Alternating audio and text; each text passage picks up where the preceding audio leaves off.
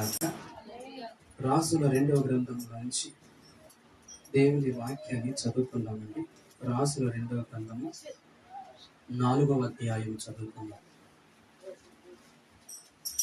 రాసుల 2వ గ్రంథము చదవగలిగిన వారు కాస్త గట్టిగా స్పష్టంగా 2 మాటలే ఉంటాయి అక్కడ. 9వ వచనం. కాగా ఆమె తన పెనిమిటిని చూచి మన యొద్దకు వచ్చుచు పోవుచున్నవాడు భక్తి గల దైవజనుడని చాలండి. నేనెరుగుతును. షునేమ్ అనే పట్టణంలో గనురాల గురించి దైవ గ్రంథంలో రాయబడింది. షునేమ్ అనే పట్టణంలో ఒక స్త్రీ గనురాలు అని ఉంది. ఇంగ్లీష్ బైబిల్ ఏముందంటే గ్రేట్ ఉమెన్ అని రాయబడింది.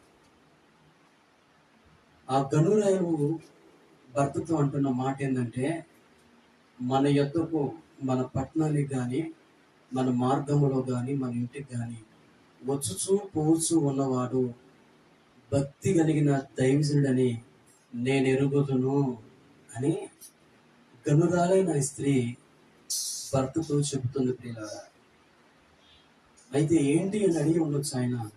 అప్పుడు ఆమె చెబుతుంది కదా, ఆయన వస్తూ వెళుతున్నాడు. ఆయన వచ్చి వెళ్ళటము కాదు కానీ ఆయన ఇక్కడే ఉంటే బాగుండును అనే ఆలోచన ఆ స్త్రీకి కలిగింది.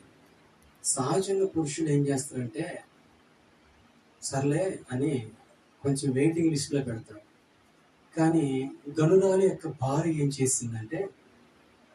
ఏం చేసిందంటే, అయితే ఏం చేద్దాము, భార్య మాటకు విధేయత చూపించిన భర్త, మన ఇంటి పైన ఒక గది కడదాము, సేవకునికి ఒక మంచం వేద్దాము, పేట వేద్దాము, దీపం పెడదాము, అతని కొరకు కావలసిన ఏర్పాటు చేద్దాము అని చెప్పింది. ఏ పురుషునికైనా ఉంటుందో లేదో కానీ ఏ స్త్రీకైనా ఏదో ఒక కోరుకుంటేనే దేవుణ్ణి తన ఇంట్లోకి చేర్చుకుని తండ్రి. ఏ కోరిక లేనిది ఎవరు ఇంట్లో ప్రార్థన పెట్టుకోరు, ఎవరు సేవకుని చేర్చుకోరు, ఎవరు ఈ దేవుణ్ణి నమ్ముకోరు. బాగా ఆలోచించారు. అయితే ఆ అంటున్న మాట ఏంటంటే,